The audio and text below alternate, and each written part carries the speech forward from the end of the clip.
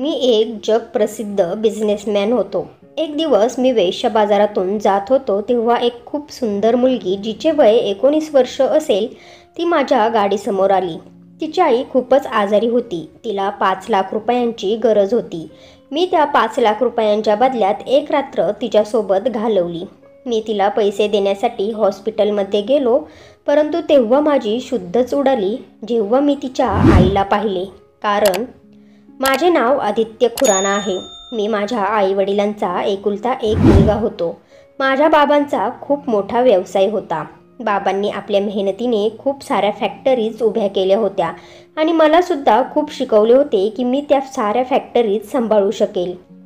बाबांनी माझ्यावर असे संस्कार केले होते की माझ्या या प्रगतीसोबत मी गरिबांची सुद्धा मदत करत होतो. मी आणि माझे बाबा दोघेही मिळून सर्व फॅक्टरीज सांभाळत होतो. मी जे काही कमावत होतो त्याच्यातून अर्धे पैसे मी गरिबांनाच वाटत होतो. मी त्या गरिबांना मदत करत होतो जे खूपच लाचार आणि बेसहारा होते, ज्यांचा कोणीच आधार नव्हता. सगळे लोक माझ्यावर खूप प्रेम करत होते. छोट्या मुलांपासून ते वरिष्ठ लोक सगळ्यांच्या आशीर्वादामुळे कदाचित मी हे करू शकत होतो. माझा एक मित्र होता ज्याचे नाव सनी होते. तो मला फक्त हेच म्हणायचा की तू तुझे अर्ध्यापेक्षा पैसे गरीब लोकांमध्ये वाटून टाकतोस, मग तुझ्याजवळ काय राहते? तेव्हा मी त्याला म्हणायचो, जे काही वाचते माझ्यासाठी खूप आहे. माझी इच्छा आहे की माझ्याजवळ जे काही आहे सगळं काही गरीब लोकांमध्येच वाटून टाकावे. असे केल्याने माझ्या मनाला खूपच सुख मिळते आणि माझे आईबाबाही खूप खुश होतात. तेव्हा सनी म्हणाला, बरं बाबा ठीक आहे, पण थोडा स्वतःसाठी तरी वेळ काढत जा, मज्जा मस्ती करत जा. प्रत्येक क्षणाला काम आणि कामच करत असतो. थोडा वेळ मज्जा मस्तीच्या जगात तरी पाय ठेवून पहा, खूप मज्जा येते यार. बरं सोडून दे सगळं. तू कधी हिरा मंडीमध्ये गेला आहे का? मी म्हणालो, काय? हिरा मंडी कुठे आहे आणि काय आहे तिथे? तेव्हा सनी म्हणाला, हिरा मंडी मुंबईच्या गल्लीत आहे जिथे खूपच निरागस मुली आहेत. जास्त करून तिथे अशा मुली आहेत की त्या स्वतःहून पैसे कमावण्यासाठी आल्या आहेत. पण खूप साऱ्या अशा मुलीसुद्धा आहेत ज्या नाईलाजाने तिथे काम करतात. त्या मजबूर लाचार असतात, त्यामुळे त्यांना ते काम करावेच लागते.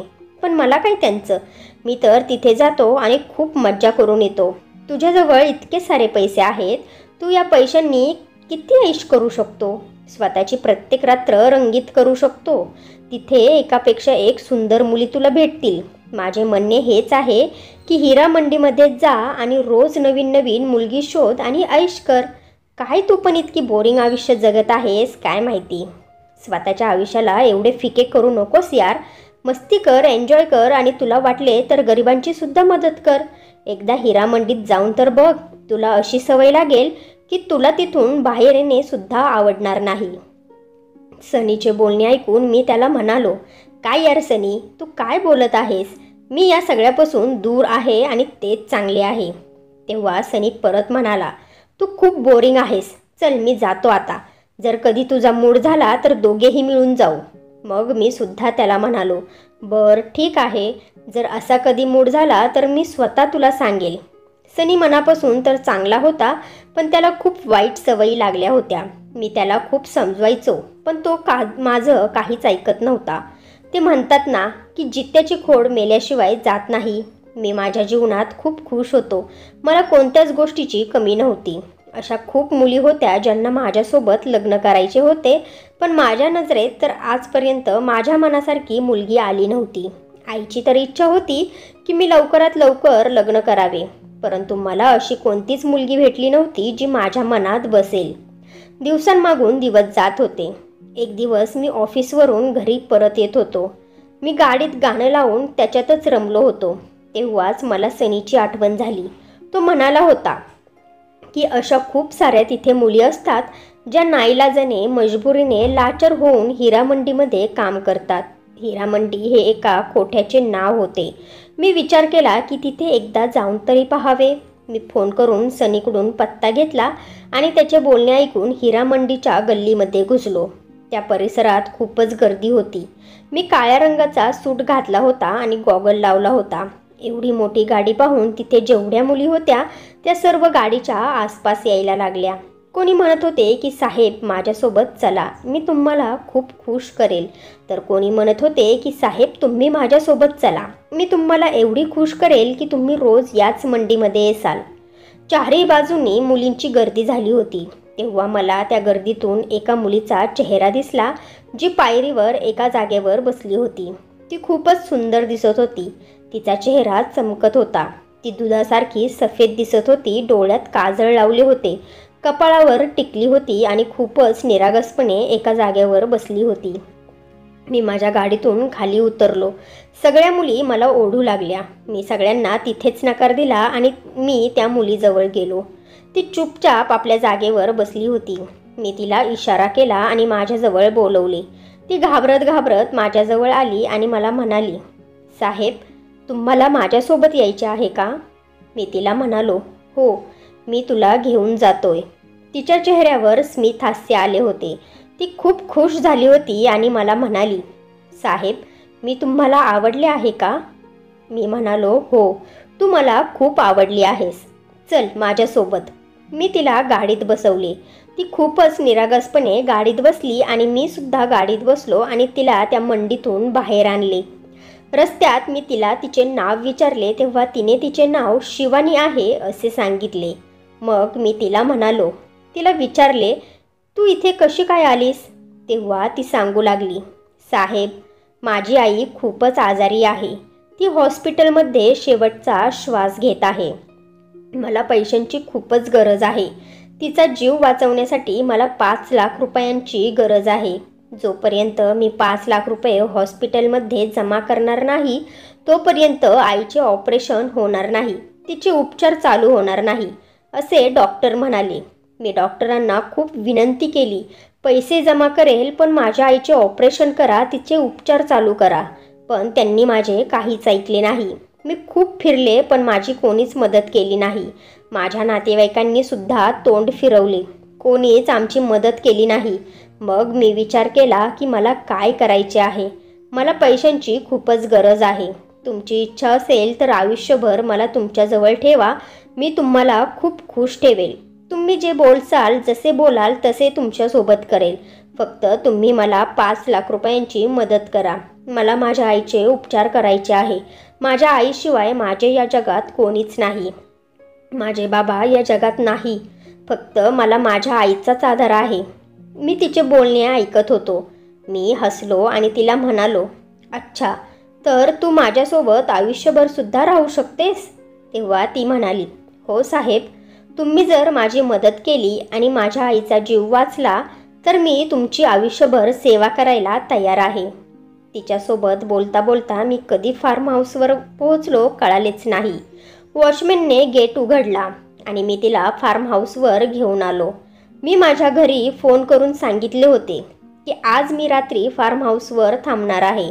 मी घरी जर सांगितले नसते तर आई टेन्शनमध्ये आली असती. त्यामुळे मी आईबाबांना फोन करून पहिलेच सांगितले होते.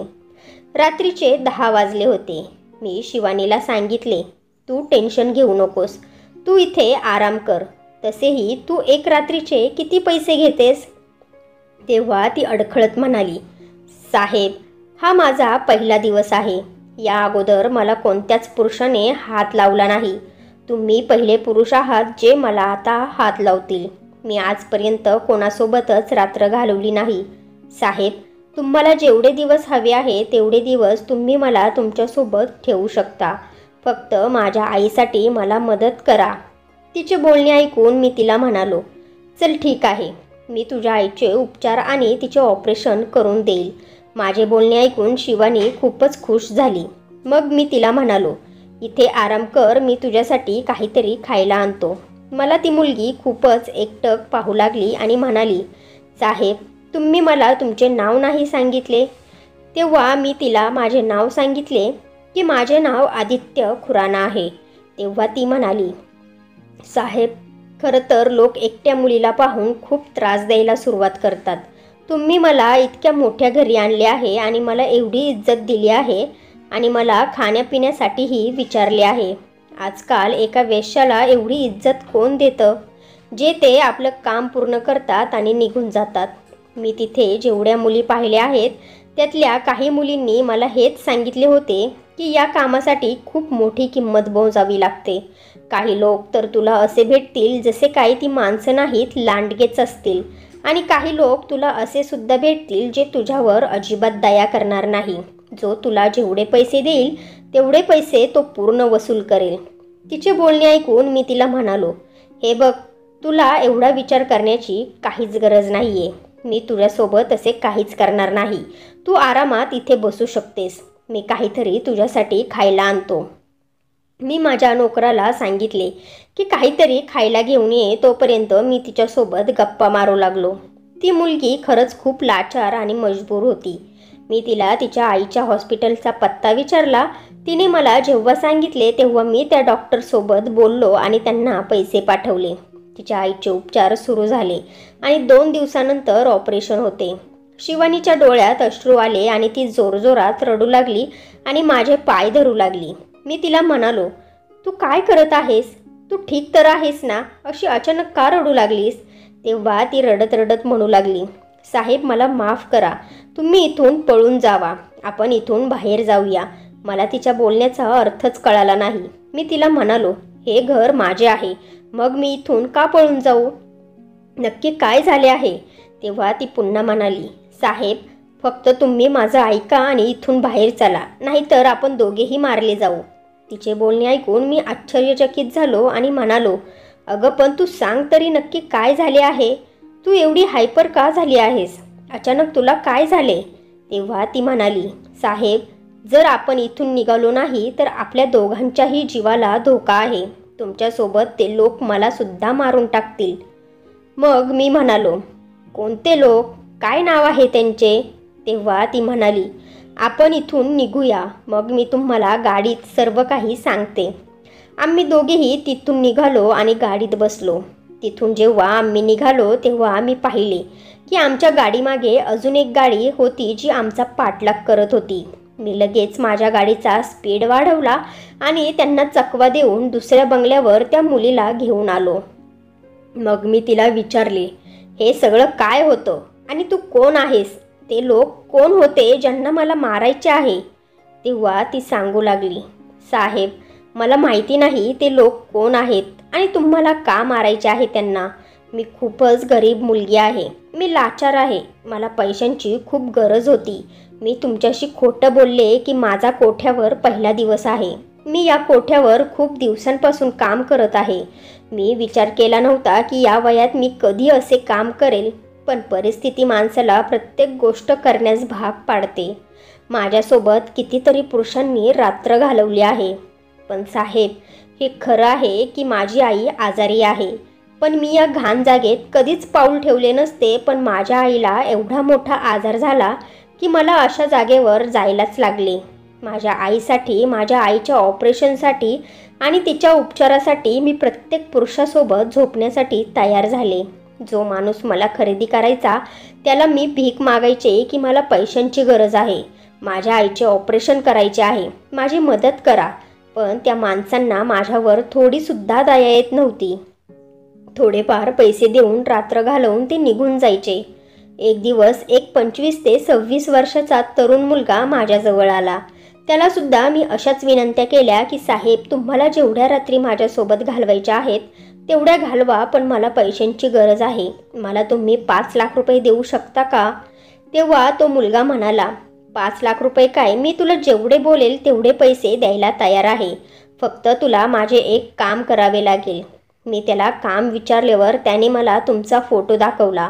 तो म्हणाला की या फोटोला निरखून पहा. तुला याला जाळ्यात फसवायला लागेल आणि याला असे फसव की तो पूर्ण आयुष्य जेलमध्ये सडत राहील. तू जर माझे एक काम केले तर मी तुला पाहिजे तेवढे पैसे देईल. मी त्या माणसाला विचारले, हा फोटोवाला माणूस कुठे भेटेल? तो म्हणाला, तुला त्याच्याजवळ जाण्याची गरज नाही. तो स्वतः तुझ्याजवळ येईल. साहेब, मला नाही माहिती, पण असेच झाले आणि तुम्ही स्वतः माझ्याजवळ आलात. मी त्या माणसाचे बोलणे ऐकले. मला नव्हते माहिती की तो कोण होता आणि त्याची तुमच्याशी काय दुश्मनी आहे. त्याने मला त्यांचा नंबर दिला आणि जेव्हा तुम्ही हिरामंडीमध्ये आला तेव्हा त्याने मला फोन करून सांगितले की तुम्ही येत आहात. तेव्हा मी गरीब लाचार निरागस बनण्याचे नाटक करू लागले, कारण त्या माणसाने सांगितले होते की तुला काहीच करण्याची गरज नाही. तू एवढी सुंदर आहेस की तुझ्याजवळ आपोआप कोणीही ओढले जाईल. फक्त तू वाट पहा, तो माणूस तुझ्याजवळ स्वतः चालत येईल. आणि साहेब, असेच झाले. तुम्ही या बदनाम गल्लीमध्ये घुसले आणि तुम्ही मला पाहिले.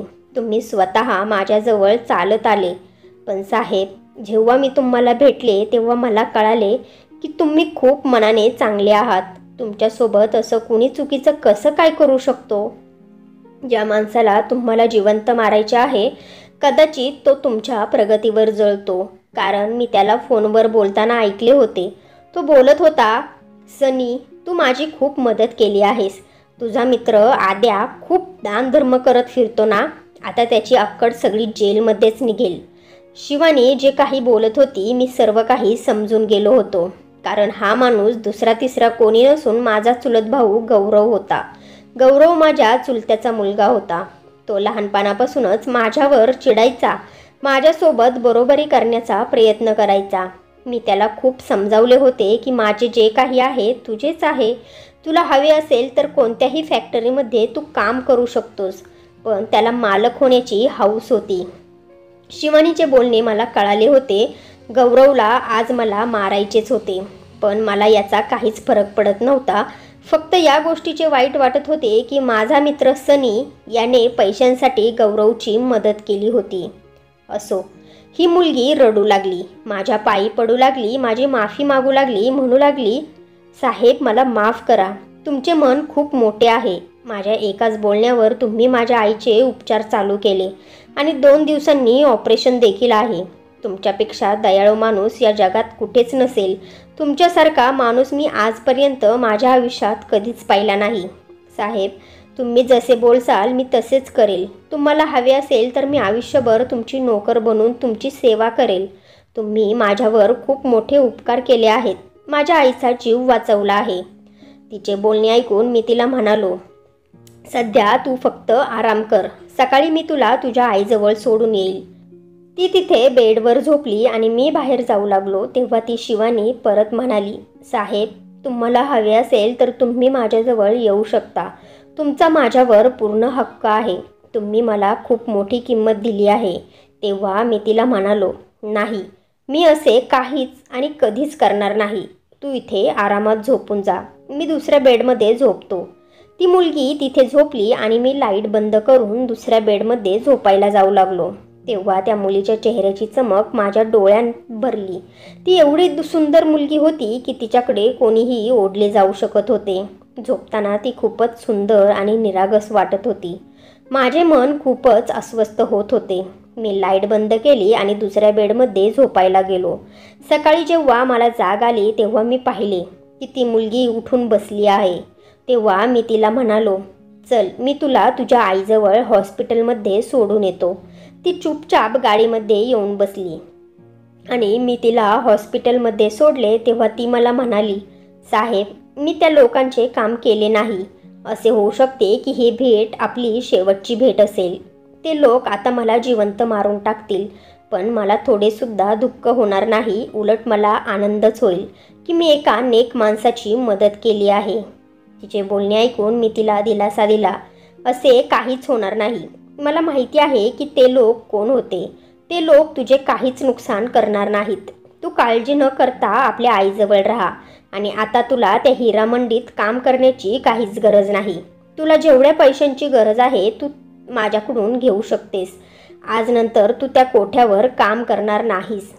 शिवानीने मला वचन दिले की आज नंतर ती त्या जागेत कधीच पाऊल ठेवणार नाही. ती म्हणू लागली, मला आता त्या जागेची काहीच गरज नाही. साहेब, मी माझ्या आईच्या आजारपणामुळे त्या कोठ्यावर पाऊल ठेवला होता, पण आता मला त्याची काहीच गरज नाही. मी तिचा निरोप घेऊन हॉस्पिटलमधून निघून बाहेर आलो आणि सरळ गौरवला भेटण्यासाठी गेलो. मला माहिती होते गौरव आता यावेळी मला कुठे भेटेल. तो 1 नंबरचा आय्यश माणूस होता. मी जेव्हा त्याला भेटण्यासाठी गेलो तेव्हा तो नशेत बुडालेला होता. मला पाहून तो घाबरून गेला. तेव्हा मी त्याला म्हणालो, गौरव, मला तुझ्यासोबत बोलायचे आहे. तेव्हा त्याला खूपच राग आला आणि मला म्हणाला, मला तुझ्यासोबत काहीच बोलायचे नाही. तू तर कितीतरी फॅक्टरींचा मालक आहेस. तू तुझा हा श्रीमंतपणा दुसऱ्यांना दाखव, मला दाखवायची काहीच गरज नाही. तो खूपच आरडाओरडा करू लागला. मी त्याला म्हणालो, गौरव शांत हो. मला माहिती होते की गौरवला कशाचा राग आला होता, पण त्याच्या तोंडी लागणे मला बरोबर वाटले नाही. मी त्याला म्हणालो, गौरव, मी तुला कधीच नकार दिला नव्हता. तुला जे हवे आहे, मी कायम तुला बोलत आलो आहे की तुला जे काही हवे आहे ते तू माझ्याकडून मागू शकतोस. मी तुला सगळं काही आनंदात देईल. पण हे काय तू वागला आहेस? तुला माहिती आहे का की तू अशा वागण्याने आयुष्यभर जेलमध्ये सडून जाशील. माझ्या एका इशाऱ्यावर तू तुझे आयुष्य जेलमध्ये घालवू शकतोस. माझे बोलणे ऐकून तो म्हणाला, तू धमकी कोणाला देतोस? मला नाही तुझी भीती वाटत. तुला जे काही करायचे आहे ते तू करू शकतोस आणि जे काही मला करायचे आहे ते मी करणारच. मी गौरवला म्हणालो, मला जे काही करायचे आहे ते मी करू का? आणि तू मुलींचा वापर करून मला फसवणार का? असे भाड्याचे गुंड माझ्या मागे लावणार का? माझे बोलणे ऐकून तो नजर चोरू लागला. म्हणाला, मी असे काहीही केले नाही. तो बोलतच होता की मी त्याला वॉर्न केले. हे बघ गौरव, ही तुझी पहिली आणि शेवटची चुकी असेल. आज नंतर जर तू असे काही करण्याचा प्रयत्न जरी केला ना, तर इथून पुढे तुझे आयुष्य जेलमध्ये तुला काढावेच लागेल. मी जास्त त्याच्याशी बोललो नाही आणि तिथून बाहेर निघालो. पण मला काय माहिती होते की इथून पुढे तो असे काहीच करणार नाही. यानंतर मी त्या सनीला अद्दल घडवली आणि त्याच्याशी मैत्री तोडून टाकली. मग मी माझ्या कामांमध्ये व्यस्त झालो. दिवसांमागून दिवस जात होते आणि यातच अचानक माझ्या डोळ्यांसमोर शिवानीचा चेहरा दिसू लागला. मी माझ्या नादात गाडी चालवत होतो. अचानक शिवानीचे बोलणे माझ्या कानात घुमू लागले. ती किती निरागसपणे म्हणत होती की ती पूर्ण आयुष्य नोकर बनून माझी सेवा करेल. ती खरंच खूपच निरागस मुलगी होती. तिला इतक्या कमी वयात अशा जागी जावे लागले जिथे एका मुलीला जाण्यासाठी 1000 वेळा विचार करावा लागतो. शिवानी जवळजवळ 19 ते 20 वर्षांची मुलगी होती. तिचा चेहरा माझ्या नजरेसमोर येऊ लागला.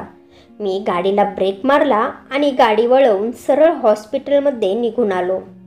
हॉस्पिटलमध्ये शिवानी नव्हती. शिवानीची आई ठीक झाली होती, त्यामुळे शिवानी तिच्या घरी गेली होती. मी शिवानीचे सगळे डिटेल्स घेतले आणि सरळ शिवानीच्या घरी पोहोचलो. मी दरवाजा वाजवला तर एका म्हाताऱ्या महिलेने दरवाजा उघडला. मी त्यांना नमस्कार केला आणि विचारले की शिवानीचे घर हेच आहे का? त्यांनी मला माझे नाव विचारले तेव्हा मी त्यांना म्हणालो की माझे नाव आदित्य खुराना आहे. माझे नाव ऐकताच त्या लगेच म्हणू लागल्या, बाळा, बाहेर का उभा आहेस? आतमध्ये ये लगेच. मला तुझ्याबद्दल सगळं काही माहिती आहे. शिवानीने मला सगळं काही सांगितले आहे. तूच माझ्या उपचाराचे आणि ऑपरेशनचे पैसे दिले होते ना? तुझे उपकार आम्ही कधीच विसरणार नाही. त्या हात जोडून उभ्या होत्या तेव्हा मी त्यांना लगेच म्हणालो, आई, तुम्ही असे हात जोडू नका. तुम्ही मला तुमचा मुलगाच समजा. शिवानी कुठे आहे? तुम्ही तिला बोलवता का? त्यांनी मला तिथे बसवले. थोड्या वेळानंतर तिथे शिवानी आली. ती माझ्याकडे पाहून हसली आणि म्हणाली, साहेब, तुम्ही इथे काय करत आहात? तेव्हा मी तिला म्हणालो, बस मी असाच विचार केला की तुला भेटावे. मी हॉस्पिटलमध्ये गेलो होतो पण तू तिथे नव्हतीस. डॉक्टरांनी मला सांगितले की आता तुझी आई ठीक झाली आहे, त्यामुळे आम्ही त्यांना हॉस्पिटलमधून सुट्टी दिली आहे. त्यामुळे मी तुला इकडे भेटायला आलो. का, मला यायचे नव्हते का? तेव्हा शिवानी म्हणू लागली, नाही साहेब, तुमची जेव्हा मर्जी असेल तेव्हा तुम्ही आमच्या घरी येऊ शकता. आम्हाला कसलीच अडचण नाही. पण चांगले वाटत नाही ना साहेब? इतके मोठे तुम्ही लोक आहात आणि आम्ही इतके छोटे. लोक काय म्हणतील? तुमचीच इज्जत जाईल हो. तेव्हा मी शिवानीला म्हणालो, शिवानी, मला काहीच याचा फरक पडत नाही. मी इज्जतीला घाबरत नाही आणि तुला हा विचार करण्याची गरज नाही. तेव्हा शिवानी मला म्हणाली, साहेब, आईच्या औषधांची वेळ झाली आहे. मी तिला औषध देऊन येतेच. मी म्हणालो, ठीक आहे, मी तुझी इथेच वाट पाहतो. लवकर ये. थोड्या वेळानंतर शिवानी माझ्याजवळ आली आणि मला म्हणाली, साहेब, मला माहिती आहे तुम्ही इथे का आले आहात. मी म्हणालो, हो का? तुला माहिती आहे का मी इथे का आलो आहे? तर मग सांग बरं, मी इथे का आलो आहे? तेव्हा ती खूप निरागसपणे म्हणाली, तुम्हाला माझ्याकडून काहीतरी हवे आहे ना? तिने एवढ्या निरागसपणे विचारले की माझे हृदय जोरजोरात धडधड करू लागले. शिवानी जास्त मोठी नव्हती आणि मी 30 वर्षांचा एक तरुण पुरुष होतो. मी तिला म्हणालो, नाही, मला तुझ्याकडून काय हवे आहे तेव्हा शिवानी म्हणाली, तेच जे एका पुरुषाला स्त्रीकडून हवे असते. जर तुम्हाला माझ्यासोबत वेळ घालवायचा असेल तर मला काहीच अडचण नाही साहेब. आई औषधांच्या गुंगीने झोपली आहे. तुमचे माझ्यावर खूप उपकार आहेत साहेब. मी शिवानीला म्हणालो, वेडी आहेस का तू शिवानी? मी तर फक्त तुला आणि तुझ्या आईला भेटायला आलो होतो. आईची तब्येत विचारण्यासाठी इथे मी आलो होतो. चल आता मी जातो. ती हसू लागली आणि मला एकटक पाहू लागली. मी निघालोच होतो की तेवढ्यात अचानक वातावरण खराब झाले. खूप जोराचा पाऊस पडू लागला. चारही बाजूने अंधार पसरला. मी पाऊस थांबण्याची वाट पाहू लागलो, पण पाऊस थांबण्याचे नाव काय घेत नव्हता. आता आतमधून शिवानीची आई आली आणि मला म्हणाली, बाळा, आज रात्री तू इथेच थांब. वातावरण खूपच खराब झाले आहे. हे घर तुझ्या लायकीचे तर नाही, पण तू जर लायकीचे समजत असशील तर आज रात्री इथेच थांब आणि सकाळ होताच निघून जा. शिवानीच्या आईने खूपच हट्ट केला होता आणि शिवानीसुद्धा म्हणू लागली, साहेब थांबा, सकाळ होताच निघून जा. शेवटी मी थांबलोच. शिवानीने छान स्वयंपाक केला आणि मी जेवलो आणि बेडमध्ये जाऊन झोपलो. ते घर खूपच छोटे होते. 2च खोल्या होत्या. यातल्या एका खोलीत मी झोपलो आणि आई आणि शिवानी दोघीही एका खोलीत झोपल्या. खरं तर मला झोपच येत नव्हती. मी कूस बदलून झोपण्याचा प्रयत्न करत होतो. रात्रीचे 12 वाजले होते आणि मला झोपच येत नव्हती. थोड्या वेळानंतर माझा दरवाजा कोणीतरी वाजवला. मी दरवाजा उघडला तर शिवानी बाहेर उभी होती. ती खोलीत आली आणि तिने दरवाजा लावला. मी तिला म्हणालो, शिवानी, तू हे काय करत आहेस? तेव्हा ती म्हणाली, साहेब, तुम्ही या जगातले सगळ्यात चांगले व्यक्ती आहात. माझे हृदय फक्त तुमच्यासाठीच धडकते. माझ्या काळजाला फक्त तुमचीच साथ हवी आहे. ती अशी बोलत होती की माझे हृदय सुद्धा धडधड करू लागले होते. मी तिला म्हणालो, शिवानी, तू इथून जा. तेव्हा ती म्हणाली, नाही साहेब, मी नाही जाणार इथून. असे बोलून तिने मला घट्ट मिठी मारली. मी तिला सोडवण्याचा खूप प्रयत्न केला, पण हळूहळू मी सुद्धा माझी शुद्ध हरपून बसलो आणि मला जे करायचे नव्हते ते आमच्यामध्ये झाले. सकाळी जेव्हा मला जाग आली तेव्हा शिवानीला माझ्या मिठीत पाहिले. मी तिची माफी मागू लागलो. मी म्हणालो, शिवानी, मला माफ कर. मला तुझ्यासोबत हे सगळं काही करायचे नव्हते. मी माझी शुद्ध हरपून बसलो आणि तू सुद्धा मला थांबवले नाहीस. तेव्हा शिवानी म्हणाली, साहेब, मी स्वतःला कशी थांबू शकत होते? मला तुमच्या मिठीत जे सुख मिळाले ते सुख आजपर्यंत मला कुठेच मिळाले नाही. हळूहळू दिवस असेच निघून गेले होते. आता मी अजून शिवानीला भेटण्यासाठी अस्वस्थ होत होतो. जेव्हा मी शिवानीला भेटायचो तेव्हा मला खूप सुख मिळत होते. तिचा निरागसपणा, तिचे बोलणे मला खूप आवडत होते. ती मला खूप आवडू लागली होती. बहुतेक मी शिवानीवर प्रेम करू लागलो होतो. रोजच शिवानीला भेटण्यासाठी जात होतो. शिवानीसुद्धा खूप खुश होत होती. आता मी ठाम निर्णय घेतला होता की मी माझ्या मनातली गोष्ट शिवानीला सांगणारच. मी तिला सांगणार आहे की मी तिच्यावर खूप प्रेम करतो आणि तिच्यासोबत लग्न करू इच्छित आहे. मी शिवानीच्या घरी गेलो आणि तिच्या आईला शिवानीचा हात मागितला. तेव्हा तिची आई म्हणाली, बाळा, आम्ही खूपच गरीब माणसं आहोत. आमची काहीच लायकी नाही, पण तरीही तू जर आम्हाला त्या लायकीचा समजत असशील तर आम्हाला कोणतीच अडचण नाही. माझ्या मुलीचे नशीब खूप चांगले आहे की तू तिच्या आयुष्यात येणार आहेस. पण शिवानी म्हणू लागली, नाही साहेब, मी तुमच्यासोबत लग्न नाही करू शकत. मी ती मुलगी आहे जी कोट्याशी जोडली गेलेली आहे. माझ्यासोबत कितीतरी पुरुषांनी रात्र घालवली आहे. तुम्ही खूप मोठी माणसं आहात. जर तुम्ही माझ्यासोबत लग्न केले तर तुमच्यावर बोट दाखवले जाईल.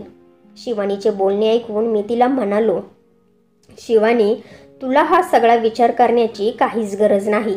मला फक्त तुला माझ्या घरी न्यायचे आहे. मी शिवानीचा हात धरला आणि आईला म्हणालो, आई, तुम्हाला सुद्धा मला माझ्या घरी न्यायचे आहे. पण आईने नकार दिला. खूप हट्ट करूनही त्यांनी नकार दिला.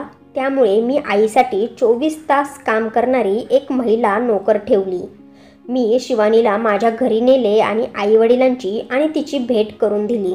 मी बाबांना म्हणालो, बाबा, माझे शिवानीवर खूप प्रेम आहे आणि मला शिवानीसोबतच लग्न करायचे आहे. शिवानी खूपच गरीब मुलगी आहे. तिच्या मागे पुढे कोणीच नाही, फक्त तिची एक आईच आहे. माझ्या आईला काहीच अडचण नव्हती आणि बाबांना सुद्धा काहीच अडचण नव्हती. आई बाबा दोघेही खुश झाले होते. आईला शिवानी खूपच आवडली होती. शिवानीच्या आईने मला एक छोटीशी चेन दिली जी शिवानीच्या बाबांची होती. घरात लग्नाची तयारी सुरू झाली. मी मंडपात शिवानीची वाट पाहत होतो. थोड्या वेळानंतर शिवानीला सुद्धा घेऊन येण्यात आले. शिवानी लाल शालूमध्ये खूपच सुंदर दिसत होती. सर्व पाहुणे मंडळी आले होते. 7 फेऱ्यांसाठी आम्ही उभे राहिलो आणि शिवानीच्या भांगेत मी कुंकू भरणारच की गौरव नशेच्या धुंदीत मंडपात आला आणि सगळ्यांसमोर तो शिवानीला वेश्या म्हणू लागला. तो म्हणाला, बघा मोठी माणसं कशी असतात. हा आदित्य खुराना एका वेश्यासोबत लग्न करणार आहे. सगळे लोक ऐकत आणि पाहत आहे ना. ही वेश्या आहे जिने कितीतरी पुरुषांसोबत रात्र घालवली आहे. टॉप वर्ल्ड बिझनेसमॅन दी आदित्य खुराना एका वेश्यासोबत लग्न करत आहे. एका वेश्याला आपली पत्नी बनवत आहे. गौरवचे बोलणे ऐकून माझी तळपायाची आग मस्तकात गेली होती. मी माझ्या रागावर कंट्रोल करू शकलो नाही आणि जे मी कधीच केले नाही ते मी करून बसलो. मी गौरववर हात उचलला. त्याला मारून मारून त्याची अशी अवस्था बेकार केली की तो कधीच विसरणार नाही. बाबा मध्ये पडले आणि चुलते सुद्धा म्हणू लागले, देवासाठी माझ्या मुलाला गौरवला सोड. मी तुझ्या पाया पडतो, तो आता नशेत आहे. मी म्हणालो, याला तुम्हीच समजावून सांगा. आपले तोंड बंद ठेवायला सांगा. जर असे पुन्हा वागला तर त्याला मी जिवंत मारून टाकेल. एवढे बोलूनही गौरव पुन्हा म्हणाला, कर एका वेश्यासोबत लग्न. पण हे सुद्धा ऐक, तिच्यासोबत मी सुद्धा खूप रात्री घालवल्या आहेत. तू अशा मुलीचा हात धरणार आहे जी. गौरव बोलतच होता की मी त्याच्या पोटातच लाथ मारली. तो आपले तोंड बंदच करत नव्हता. त्याचे हे बोलणे ऐकून माझा राग माझ्याच कंट्रोलमध्ये राहिला नाही. जर शिवानी मध्ये आली नसती ना तर गौरवला मी आज जिवंतच मारले असते. शिवानी मध्ये पडली आणि हात जोडून मला म्हणू लागली, आदित्य साहेब, गौरव खोटं बोलत नाही. त्याचे एक एक शब्द खरे आहेत आणि सत्य आहे. आणि हे सत्य कधीच लपवू शकत नाही की मी एक वेश्या आहे आणि एका वेश्याची जागा अशा समाजात नसते. साहेब, मला माफ करा. मी खूप मोठी मोठी स्वप्न पाहिली हो. ही स्वप्न पाहण्याचा मला हक्कच नाही. अशी स्वप्नच चांगली वाटतात, खरी चांगली वाटत नाही. मी शिवानीला म्हणालो, शिवानी, तू हे काय बोलत आहेस? तू वेडी झाली आहेस का? तू एक वेश्या नाहीयेस, आदित्य खुरानाची होणारी बायको आहेस. ती म्हणाली, साहेब, तुम्ही तर एक माझ्यासाठी देवदूत आहात. तुमच्या नशिबात माझ्यासारखी मुलगी नाहीये. मला माफ करा. एवढे बोलून शिवानी मंडपातून निघून गेली होती. सर्व पाहुणे, सर्व लोक आपापल्या घरी निघून गेले होते आणि मला या सगळ्या गोष्टींचा काहीच फरक पडत नव्हता.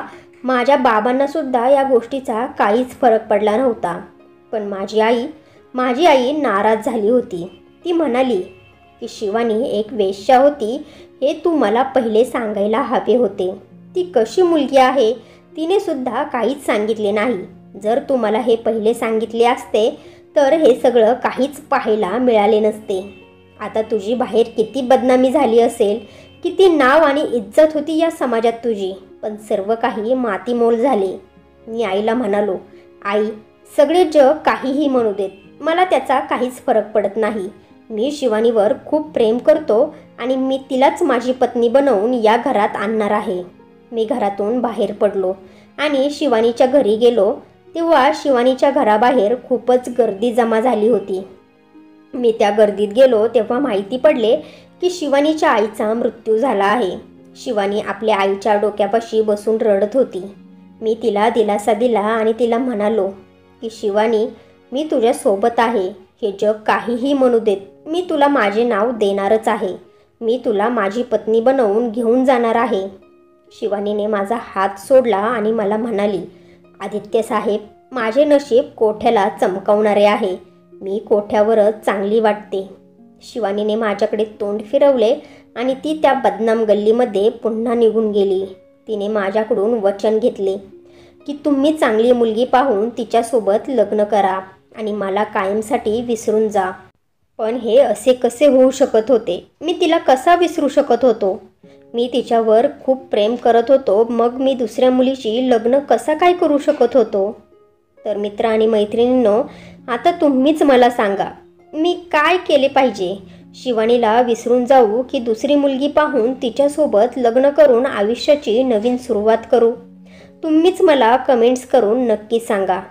तर फ्रेंड्स, तुम्हाला ही स्टोरी आवडली असेल तर व्हिडिओला लाईक करा आणि आपल्या नात्यांचा स्पर्श या चॅनेलला सबस्क्राईब करा आणि बेल आयकॉनवर क्लिक करून ऑलवर सेट करा, म्हणजे पुढची व्हिडिओ तुम्हाला लगेच मिळेल. धन्यवाद.